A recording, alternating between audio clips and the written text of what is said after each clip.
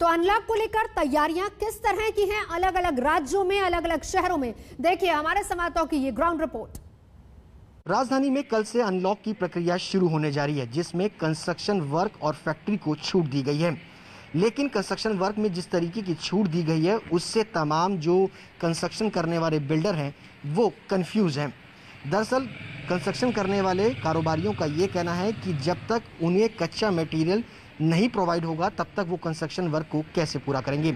हम इस वक्त मौजूद हैं कृष्णा नगर में। तमाम कंस्ट्रक्शन साइट्स यहाँ पर आपको नजर आ रही होंगी, जहाँ पर सुबह से ही मजदूरों के आने का सिलसिला और ठेकेदारों का आने का सिलसिला जो है वो शुरू हो चुका है, इस उम्मीद के साथ कि कल से काम जो है वो शुरू होगा। लेकिन काम शुरू होता हुआ फिलहाल नजर नहीं आ रहा, क्योंकि बिल्डर जो है वो यहाँ पर कंफ्यूज है। ये बताइए कि सर, कल से अनलॉक की प्रक्रिया शुरू होने जा रही है, क्या तैयारियां हैं इसको लेकर?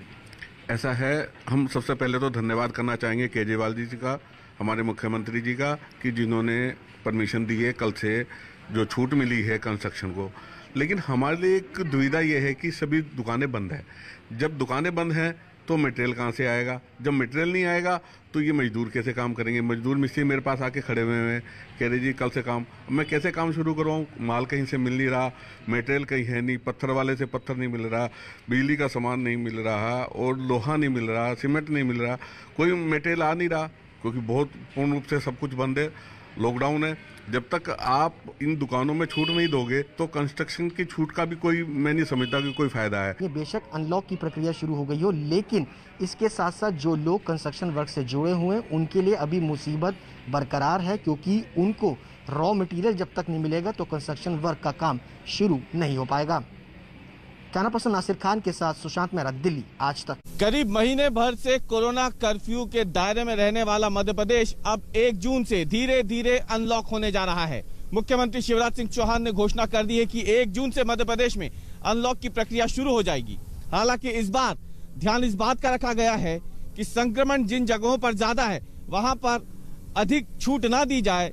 लॉकडाउन हटे तो सही, लेकिन सीमित संख्या में ही लोग बाहर निकल सके, और इसीलिए एक नए फॉर्मूले के तहत अनलॉक शुरू किया जाएगा मध्य प्रदेश में। इसके मुताबिक ये तय किया गया है कि जहां पर 5% से ज्यादा पॉजिटिविटी रेट है वहां पर अलग नियम होंगे, और जहां 5% से कम है पॉजिटिविटी रेट वहां के नियम अलग होंगे। अभी की तस्वीरें आप देख सकते हैं भोपाल की, ये पूरा लॉकडाउन की तस्वीरें हैं। सूनी सड़कें हैं, लोग जो बाहर निकल रहे हैं उनसे पूछताछ की जा रही है। पुलिसकर्मी हर चौराहे पर तैनात हैं, वो लगातार लोगों से बाहर निकलने पर उन वजह जान रहे हैं बाहर निकलने की।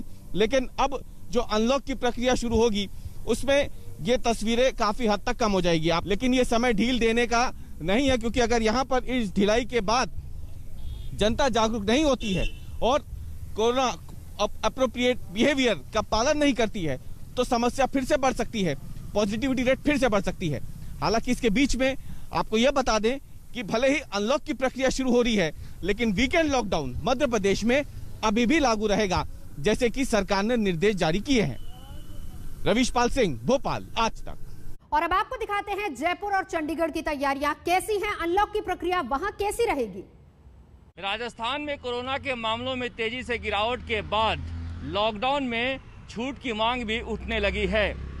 राज्य में 33 जिलों में से 21 जिलों में कोरोना का संक्रमण दर 5% या उससे आधी रह गई है।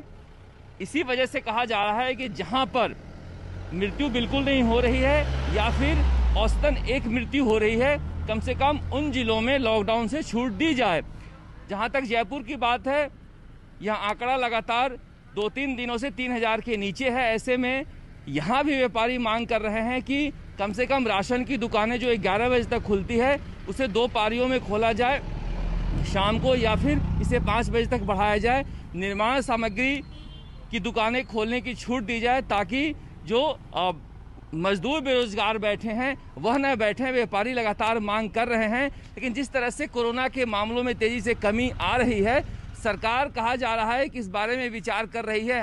हालांकि 8 जून तक राजस्थान में लॉकडाउन है, लेकिन हो सकता है कि 1 जून को राजस्थान सरकार राज्य के कुछ हिस्सों में राहत दे दे, क्योंकि लगातार व्यापार संगठनों से और मजदूर संगठनों से यह मांग उठ रही है कि एक बार जब कोरोना के मामले कम हो गए हैं तो कम से कम रोजी रोटी पर ध्यान देना चाहिए। और ऐसा माना जा रहा है कि हो सकता है कि सरकार कल शाम तक कोई फैसला ले और 1 जून से कुछ जगहों पर राहत दी जाए।